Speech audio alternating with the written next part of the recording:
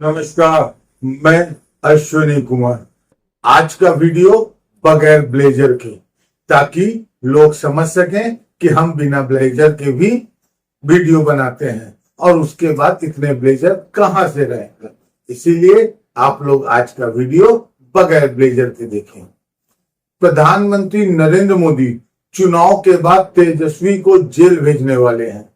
तेजस्वी का नाम नहीं लिया, लेकिन जिस तरह से हेलीकॉप्टर के रुकते ही जेल भेजने की बात कही, साफ है कि वे तेजस्वी की ही बात कर रहे हैं। तेजस्वी यादव ने भी पत्र लिखकर जवाब दिया है। हम इस वीडियो में यह भी बताएंगे कि कपिल सिब्बल ने मतगणना के दिन क्या क्या सावधानी बरतनी चाहिए, इसके बारे में विस्तार से बताया है। सभी को पता है कि तेजस्वी यादव इस हेलीकॉप्टर से प्रचार करने का रिकॉर्ड तोड़ दिया। तेजस्वी हेलीकॉप्टर को ट्रैक्टर कहते हैं। हर दिन 5 से 7 सभाएं करते हैं और अकेले ही मोर्चा संभाले हुए हैं। इस वक्त तक तेजस्वी यादव 250 से भी अधिक सभाएं कर चुके हैं। असहनीय दर्द के साथ तेजस्वी लगातार सभाएं कर रहे हैं। राजनीति के मैदान में तेजस्वी यादव को चुनौती दी जा सकती थी। लगता है प्रधानमंत्री और बीजेपी ने चुनाव से उम्मीद छोड़ दी है। तेजस्वी से निपटने का एक ही रास्ता है, उन्हें कई साल के लिए जेल में डाल दिया जाए।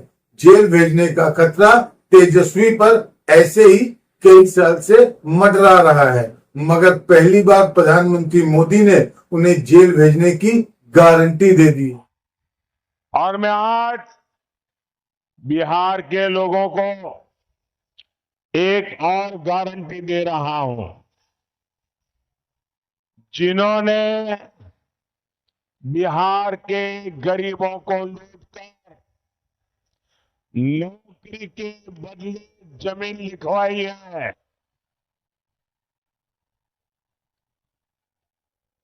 कान खोल के सुन लो, उनका भी जेल जाने का काउंटडाउन शुरू हो चुका है।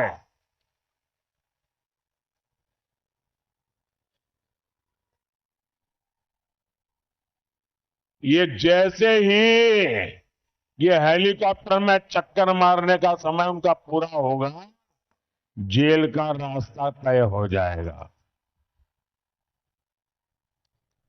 बिहार को लूटने वालों को एनडीए सरकार छोड़ेगी नहीं, और ये एनडीए की गारंटी है, मोदी की भी गारंटी है। उत्तर प्रदेश और गुजरात में पेपर लीक की अनेक घटनाएं हुई। प्रधानमंत्री नरेंद्र मोदी ने भी कभी कुछ बोला। उत्तर प्रदेश और गुजरात में पेपर लीक की अनेक घटनाएं हुई। प्रधानमंत्री नरेंद्र मोदी ने भी कभी कुछ नहीं बोला। राजस्थान में जरूर बोला करते थे, जब वहां कांग्रेस की सरकार थी।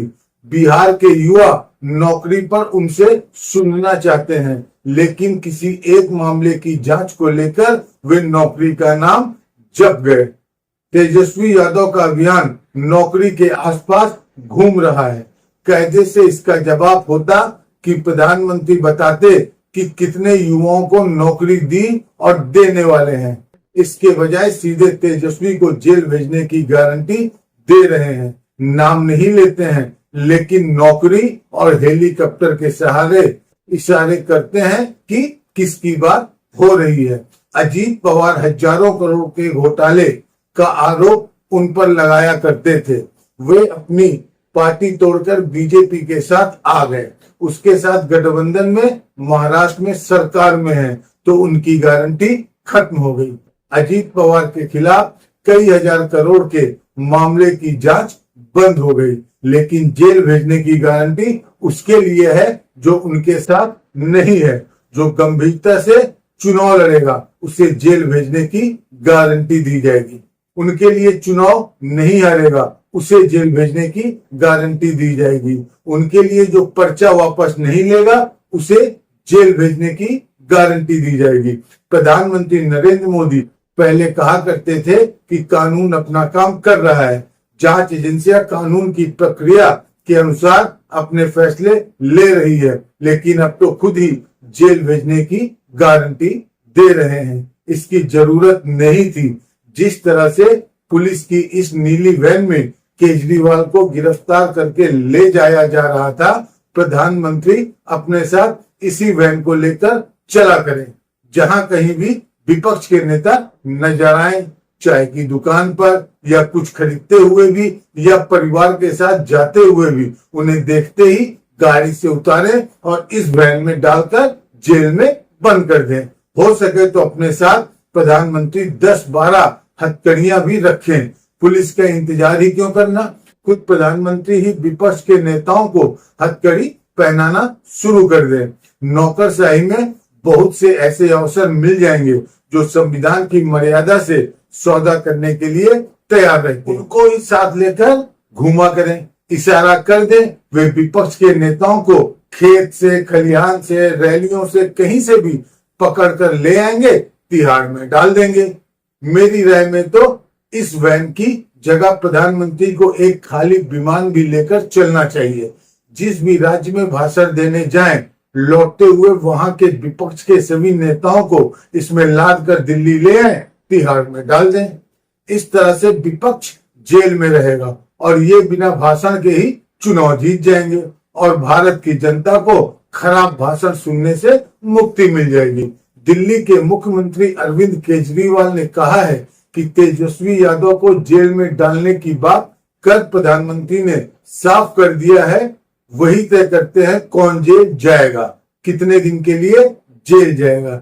जब अरविंद केजरीवाल कहा करते थे तो उनसे पूछा जाता था, मोदी जी तय करते हैं या आप किस आधार पर कह रहे हैं? लेकिन केजरीवाल ने कहा कि अब तो मोदी जी ही देश के सामने कबूल कर रहे हैं। सुप्रीम कोर्ट के वकील कपिल सिब्बल ने क्या कहा है कि प्रधानमंत्री का यह बयान आचार संहिता का उल्लंघन है। इससे पता चलता है कि जांच एजेंसियां उनके इशारे पर काम कर रही हैं, मगर चुनाव आयोग तो इस पर एक्शन ही नहीं लेगा।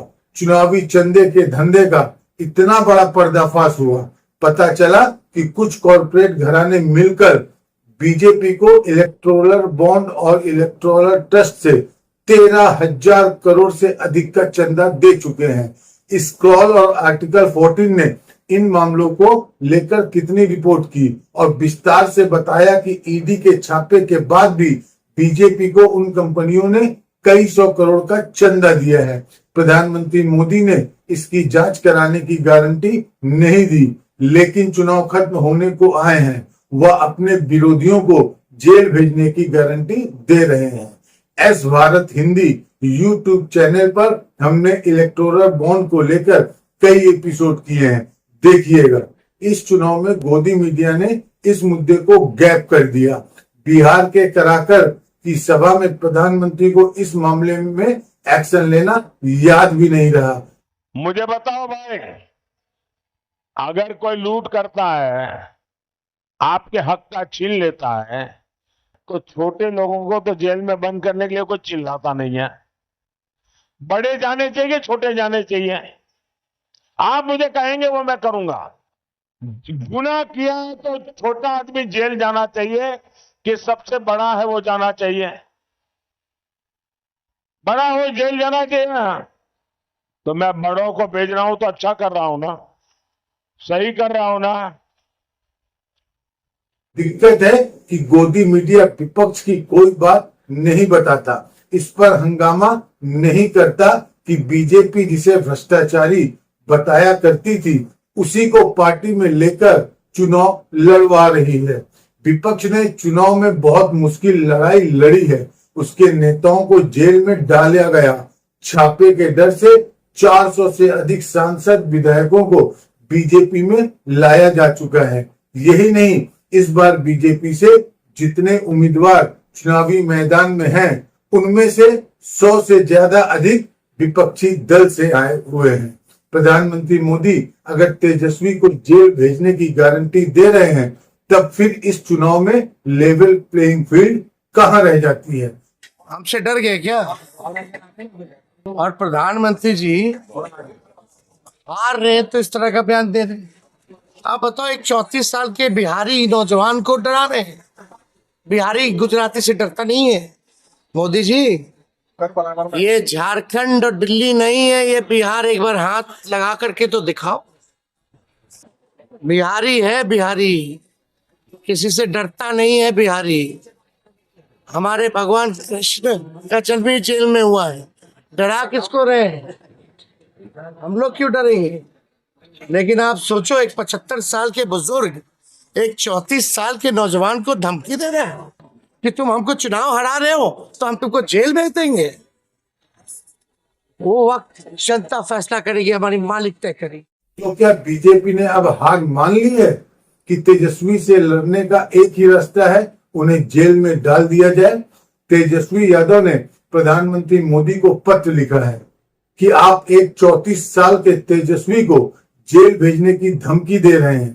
क्या ऐसी धमकी देकर आप संविधान की धज्जियां नहीं उड़ा रहे हैं? तेजस्वी ने लिखा है कि चुनाव आएंगे और जाएंगे, लेकिन संविधान, देश की सामाजिक संरचना और इसकी बनावट पर अब और आघात मत कीजिए।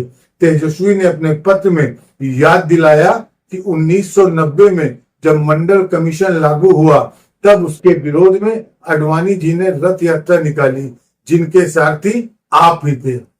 यह बात बहुजन दलित समुदाय नहीं भूल सकते।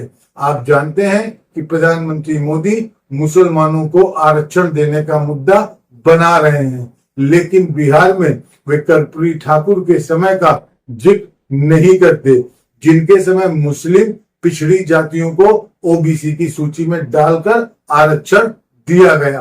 कर्नाटका के विधानसभा चुनाव में जब जनता दल सेक्युलर से समझौता नहीं हुआ, तब बीजेपी मुस्लिम आरक्षण को लेकर खूब मुद्दा बनाया करती थी, लेकिन लोकसभा चुनाव में जेडीएस के साथ गठबंधन होते ही चुप हो गई। देवगौड़ा मुस्लिम आरक्षण के विस्तार का श्रेय लेते हैं, प्रधानमंत्री एक बार भी उनका नाम नहीं लेते। कर्नाटक के मुस्लिम आरक्षण का मुद्दा नहीं बनाते हैं, लेकिन बिहार में आकर कर्नाटक में दिए जा रहे मुस्लिम आरक्षण को मुद्दा बनाते हैं। प्रधानमंत्री मोदी चंद्रबाबू नायडू का नाम नहीं लेते, जिन्होंने कहा कि वे आंध्र प्रदेश में मुसलमानों को मिल रहे 4% आरक्षण की रक्षा करेंगे। बीजेपी ने फिर टीडीपी के साथ गठबंधन क्यों किया? आंध्र प्रदेश में तो बीजेपी 6 सीटों पर चुनाव लड़ रही है और टीडीपी 17 सीटों पर। अगर इतनी ही समस्या थी तो अलग हो जाते। तेजस्वी यादव ने अपने पत्र में लिखा है कि मैं गुजरात में ओबीसी कैटेगरी के अंतर्गत मुस्लिम जातियों की सूची भी संलग्न कर रहा हूं। शायद आपको ज्ञान और ध्यान भी ना रहा हो कि गुजरात में मुस्लिम समुदाय की जातियों को भी आरक्षण मिलता है। आप 13 बरस से ज्यादा अरसे तक इस राज्य के मुख्यमंत्री रहे हैं, अतः भ्रम फैलाने की, नफरत परोसने की राजनीति से परहेज कीजिए। चुनाव के बहुत पहले से ही जांच एजेंसियां विपक्ष पर हमलावर हो जाती हैं। ईडी, आईटी के छापों के डर से कितने ही नेता बीजेपी में आ गए। पंजाब में भी आयकर विभाग का छापा पड़ा। मुजरा वाले बयान पर विपक्ष को भी समझ नहीं आ रहा कि क्या और कैसे कहें। आम आदमी पार्टी के नेता संजय सिंह ने कहा है कि लगता है अब इसके बाद प्रधानमंत्री मोदी गाली ही देने वाले हैं। आप सिर्फ और सिर्फ विपक्ष को गालियां देने में यकीन रखते हैं, तो मैं तो अब बीजेपी के समर्थकों को, भक्तों को कहना चाहूंगा, कान में रुई लगा के जाना, सभा में कानों में रुई लगा के जाना, क्योंकि अब सिर्फ माँ बहन की गाली बाकी रह गई है। माँ से मटन हो गया, माँ से मछली हो गया, माँ से मंगलसूत्र हो गया, माँ से मदरसा हो गया, माँ से मुगल हो गया, माँ से मुजरा हो गया, अब माँ से माँ बहन की गालियां बाकी रह गई हैं। तो मैं भक्तों से और जो मोदी जी के समर्थक हैं उनसे मैं ये कहना चाहता हूं कि माँ से मोदी मोदी मोदी मोदी करते रहते हो, कहीं माँ से माँ की गाली ना आपको दे दे मोदी जी, इसलिए सभाओं में थोड़ा संभल के और बच के जाइए। प्रधानमंत्री को झूठ बोलने से, जेल भेजने की धमकी देने से कोई नहीं रोक सकता, बस वे अच्छी शिक्षा और नौकरी की गारंटी नहीं दे पाते। ये चुनाव इसलिए भी याद किया जाएगा कि उनके भाषणों में 10 साल का काम कम था, मुजरा ज्यादा था, मंगलसूत्र ज्यादा था, लेकिन तेजस्वी को जेल भेजने की गारंटी देकर उन्होंने खुद ही बता दिया कि 10 साल से किस दम पर राजनीति कर रहे हैं, डराकर धमकाकर जेल में डालकर। सुप्रीम कोर्ट के वकील कपिल सिब्बल ने प्रेस कॉन्फ्रेंस की है और विस्तार से बताया कि मतों की गिनती के समय जो भी एजेंट जाएं, उन्हें किन बात का ध्यान रखना चाहिए। चार्ट में आप देखोगे कि पहले लिखा है सीयू नंबर। सीयू नंबर मतलब कंट्रोल यूनिट नंबर, बाईं तरफ ऊपर कंट्रोल यूनिट नंबर। उसके नीचे लिखा है BU unit, BU number, that means ballot unit number. So control unit number होगा यहाँ, बैलेट नंबर यूनिट होगा, ठीक है। और फिर पेपर सील होगी, उसकी पेपर सील होगी, वीवीपैट आईडी होगा। सो ये चारों चीज़ें लिखित रूप में होंगी वहाँ, ठीक है। आपको मैच करना है क्योंकि ये कंट्रोल यूनिट नंबर को आपको दिया जाता है। फिर आप आ जाओ काउंटिंग टेबल नंबर 1 में, उदाहरण के तौर पे। तो काउंटिंग टेबल नंबर 1 में आप देखोगे ईवीएम इज ऑन ईसीआई, ठीक है, नो प्रॉब्लम। तीसरा कॉलम बहुत बड़ा इंपॉर्टेंट है। तीसरे कॉलम पे लिखा है 4 जून 24, 4 जून 2024, ठीक है। और नीचे लिखा है टाइम मतलब कि ये रिजल्ट से पहले ये लिखित रूप में आ जाएगा 4 जून टाइम। कब मतलब कि कब ये इसका टाइमिंग कब होगा ये पता चल जाएगा, ठीक है। अगर इस टाइम में अंतर हो तो गड़बड़ है। तो आपको देखना है कि इस टाइम में कोई अंतर नहीं, क्योंकि जब भी आप काउंटिंग टेबल नंबर 1 में 4 जून का खुलेगी मशीन, तो आपको देखना है क्या टाइम है, ठीक है। उसमें कोई अंतर होगा, मतलब यह टाइम अलग दिखाएगा, कि इसका मतलब कहीं और भी खुल चुकी, ठीक। फिर अगला टेबल और इंपॉर्टेंट है सीरियल नंबर। वो सीरियल नंबर भी यहां लिखित रूप में आ जाएगा of control unit. Serial number match हो जाएगा, कोई दिक्कत की बात नहीं है। कैंडिडेट आ जाएंगे, टोटल पोल वोट्स आ जाएगी, ठीक है ना। टोटल पोल वोट्स जब आ जाएगी तो ध्यान से इसको देखना, ताकि जब काउंटिंग में वोट ज्यादा हो तो गड़बड़ी। फिर आ जाओ आप, अब जब ये ऊपर की बातें सब हो जाएं, तभी आप रिजल्ट बटन दबाने की अनुमति देना। पहले ईवीएम, पहले 4 जून time, serial number, candidate, battery जो भी है, जब ये खत्म हो जाए तब आप उसको बोलना कि आप रिजल्ट बटन दबाइए, ठीक है। जब आप रिजल्ट बटन दबाएंगे तो आपको लिखेगा पोल रिजल्ट, उदाहरण के तौर पे 26 अप्रैल 2024, उस दिन मतदान हुआ होगा, ठीक है ना। तो अगर इसमें भी कोई अंतर है तो भी गड़बड़ी है। प्रधानमंत्री मोदी इस चुनाव में विपक्ष को नौकरी, सैलरी, महंगाई पर बहस की चुनौती कम दी। यह उनके जीवन का सबसे आसान चुनाव है। उन्होंने बस इतनी मेहनत की कि अपनी भाषा के स्तर को नीचे गिराया। यह कम बड़ी बात नहीं है, बहुत मेहनत लगती है भाषा का स्तर गिराने में। अपने आप को इन चिंताओं से पहले मुक्त करना पड़ता है। लोग क्या कहेंगे, तब जाकर कोई अपनी भाषा में मंगलसूत्र लाता है, झूठ लाता है और मुजरा लाता है। अगर प्रधानमंत्री मोदी की जीत होती है तो उसमें उनके इन खराब भाषाओं का बड़ा योगदान माना जाना चाहिए। गोदी मीडिया इसकी तारीफ करने लग जाएगा कि खराब भाषण देकर भी प्रधानमंत्री मोदी चुनाव जीत सकते हैं। जेल भेजने की गारंटी देने वाले प्रधानमंत्री से और आप क्या उम्मीद कर सकते हैं? कहीं अगले भाषण में यह ना कह दें कि हम सारे यूट्यूब चैनल बंद करवाने की गारंटी देते हैं। देश की जनता को गोदी मीडिया ही देखना पड़ेगा हर हाल में, चाहे मैं 70 इंटरव्यू दूं, चाहे 300 इंटरव्यू दूं, लोगों को गोदी मीडिया ही देखना पड़ेगा। इसकी गारंटी मोदी की गारंटी होगी। आइए हम सब मिलकर आने वाले सत्यानाश का स्वागत करें। नमस्कार, मैं अश्विनी कुमार। स्वतंत्र और आजाद पत्रकारिता का समर्थन कीजिए, सच में मेरा साथी बनिए।